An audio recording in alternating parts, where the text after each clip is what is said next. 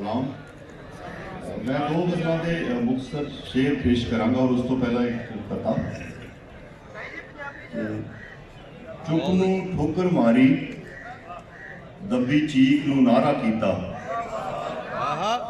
चुप नूं ठोकर मारी, दबी चीख नूं नारा कीता। अज मैं अपने अगे खड़ के आप मुजाहरा कीता। बहुत अच्छे, बहुत अच्छे।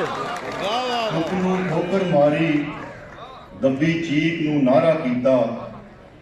अज मैं अपने अगे खड़ के आप मुजाहरा कीता। अज मैं अपना लिखिया सारा फिर दोबारा पढ़िया। अज मैं अपना लिखिया सारा फिर दोबारा पढ़िया। खुद नूं पुछया कविया की कविता तो बाहरा कीता।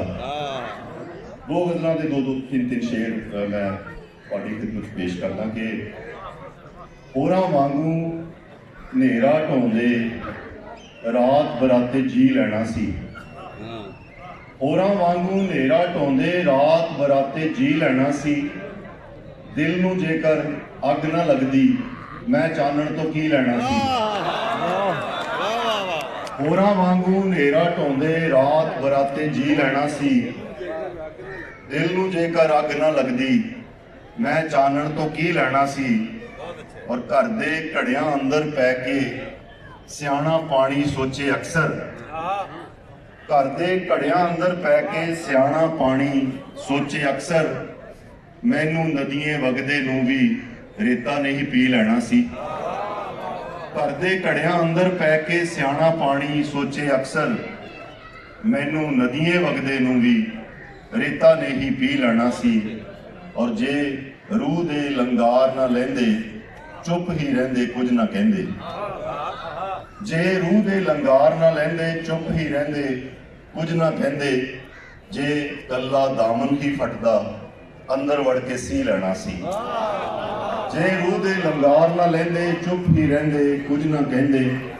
जे कल्ला दामन ही फटदा अंदर वड़ के सी लैना सी। होरां वांगू नेरा ढोंदे रात बराते जी लैना सी। दिल नूं जेकर अग ना लगदी मैं चानण तो की लैना सी। एक गज़ल दे होर दो तीन शेर करके मैं इजाजत कि सफरनामे तरह अपना वहा पढ़ना भी बनता है। सफरनामे तरह अपना वहा पढ़ना भी बनता है। मेरा वगना तो है लाजिम किते खड़ना भी बनता है। सफरनामे तरह अपना वहा पढ़ना भी बनता है। सफरनामे तरह अपना वहा पढ़ना भी बनता है। मेरा वगना तो है लाजिम किते खड़ना भी बनता है। और सफे भी बोलते ने सिर्फ अखर ही नहीं कहते।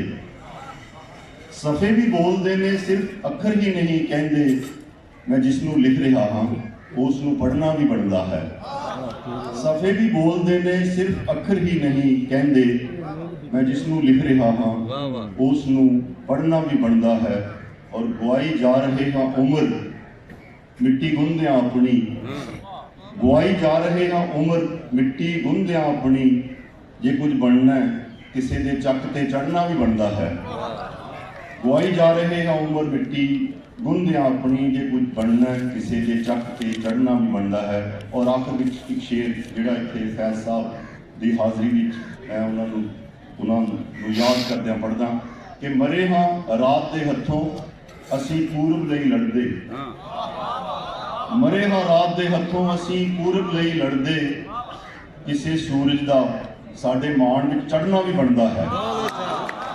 मरे हाँ रात दे हथों असी पूरब लई लड़दे। किसी सूरज दा साडे मान विच चढ़ना भी बनता है। सफरनामे तरह अपना वहा पढ़ना भी बनता है।